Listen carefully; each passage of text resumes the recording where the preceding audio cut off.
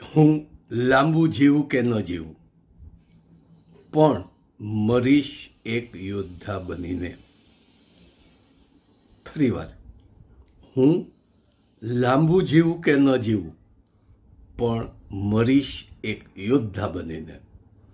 ગુજરાત સમાચારના કટાર લેખક, વાત અને વિચાર કોલમના શશિર રામાવત, એના શબ્દો છે.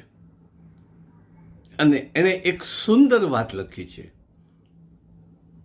એમને હું સેલ્યુટ પણ કરું છું કે 5, 6 કે 7 આર્મી જવાનો, યંગ જવાનો, 22 થી 26 વર્ષના યુવાનોની જે શહીદ થયા, જેની પર પાકિસ્તાનના આર્મીએ ત્રાસ ગુજાર્યો, અને એ જે ત્રાસ ગુજાર્યો છે એ આપણને કમકમાટી છૂટે એવો ત્રાસ ગુજાર્યો છે. આપણે વાંચી પણ નથી શકતા, સાંભળી પણ ન શકીએ એવા શહીદોની, વીર શહીદોની વાર્તાઓ કરી છે.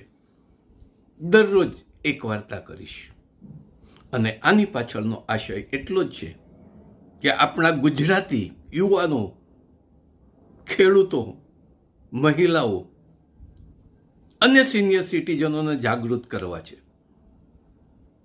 મળતા મળતા જીવવું નથી, માઈ કાંગલાની જેમ જીવવું નથી, એક યોદ્ધા બનીને જીવવું છે. યોદ્ધા બનીને જીવવું છે.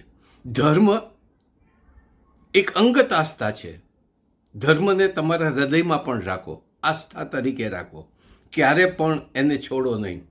પરંતુ જ્યારે રાષ્ટ્ર ધર્મની વાત આવે છે, ત્યારે તમામ વસ્તુઓ છોડી અને રાષ્ટ્ર માટે એક થાવ, અને એ તમારો રાષ્ટ્ર ધર્મ બચાવો. વિદ્યાર્થીઓ આજે પોતાની જીવન મોબાઈલમાં વિતાવે છે. યુવાનો પોતાની યુવાની વેડફે છે. ખેડૂતો ગુજરાતના મોજ મજા કરે છે, ખેતી કરવી નથી. અને સિનિયર સિટીઝનોને તગડું પેન્શન ખાવું છે, પણ એની સામે દેશ માટે કંઈ કામ કરવું નથી.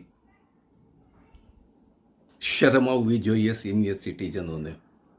ઘડપણ માનસિકતા છે, શારીરિક ઘડપણ આવતું નથી. જો તમે માનસિક રીતે યુવાન રહો તો ક્યારે પણ ઘડપણ નહીં થાય. અને તમારે પણ ગુજરાત માટે કામ કરવાનું છે. દરેક વિડીયો એક દેશભક્તિને લગતા છે. આવતીકાલે શરૂ કરીશું, અને આપણું